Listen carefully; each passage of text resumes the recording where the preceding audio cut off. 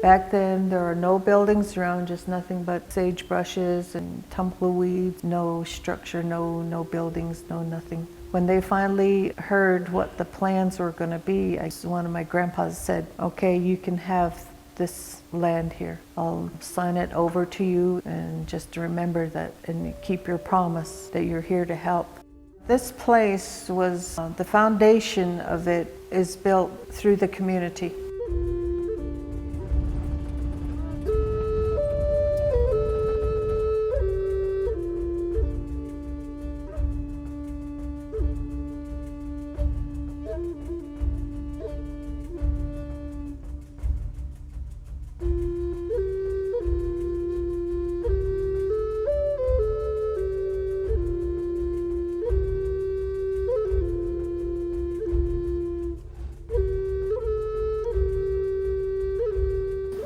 What is Navajo Evangelical Lutheran mission?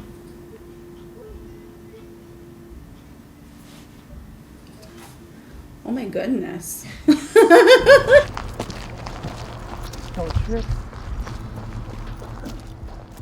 So we're on a 5-acre campus that was given to us, or leased to us, by the Navajo Nation. And we are the only church right now, I believe, that has a 100-year lease that just got renewed about 10 years ago. So to me, that tells us that the nation approves our work that we do.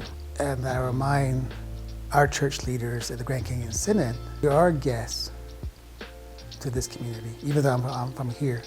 And we will remain in Rock Point as long as the people in Rock Point welcome us. So this was developed about 2 years ago.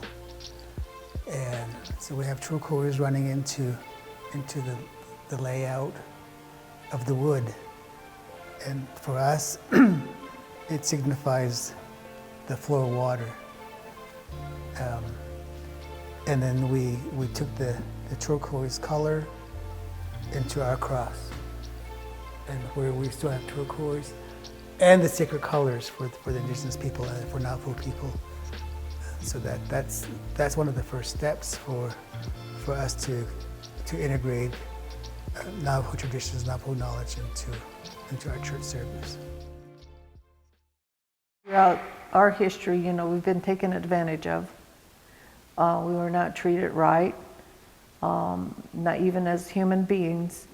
And so it's important that when word gets out and when everything is back to where it should be, that yes, that we know that we are God's kids, we are God's children, we are all brothers and sisters, we all need to be here to help each other. It's a day school, and we have 3 teachers, 2 kitchen staff, myself, and a bus driver. The thing that this school stands out for is, their connection to the community. I often hear that the church is the heart of the community. When I think about that, I'm like, okay, they have a great system in place, and I feel like, the children are the lungs. They breathe life, they, bring life to this community.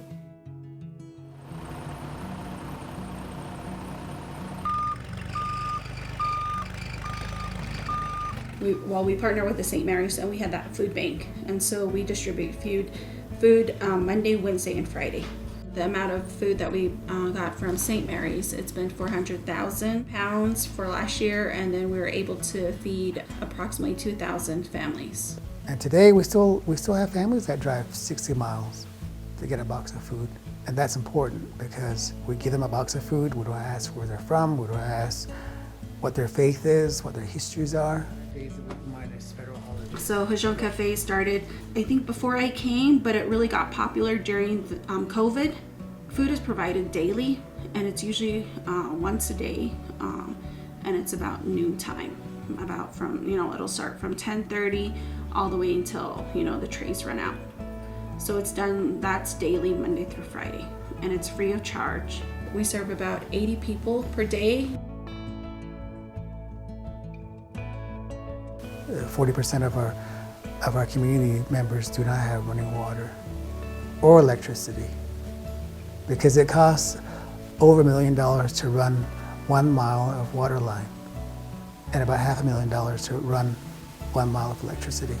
So in the meantime that we don't have running water, our families who have running water, we've been able to support the families by opening up our faucet so that family members can get water. And we're working on converting our well to get it certified for drinking water. And we have water that they haul for their livestock. So more likely it's like we help the whole community. We have 2 containers and it usually takes about all of it. Yeah. And we come every weekly, and pretty much, yeah, every year we keep it going. As long as they're alive, then we'll feed them. And I'm grateful that we have these partnerships that allow us to meet a fraction of our community's needs.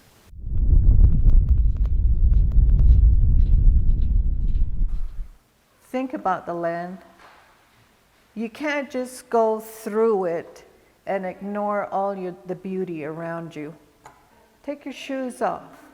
Go put your foot in the sand. You know, that's where you come from, not just me. You come from the dirt. Seeds were planted and you came out of there that, you know, and when you die, you go back into it.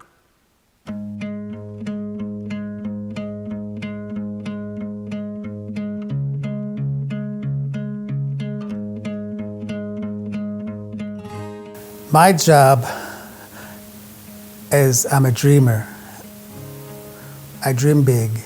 I read an article a while back about how you bring a group of people in poverty out of poverty. And it said it takes 100 years of consistent work. We encourage them to dream. We encourage them to think about what they want to be when they grow up. But I do hope, I do dream that we give the foundation for our children, that they can make it. Our job here at the Navajo Lutheran Mission is changing people, changing how they view themselves, really, so that they're comfortable saying, I can do it, instead of asking themselves, can I do it? So I want them to say, yes, I can do it.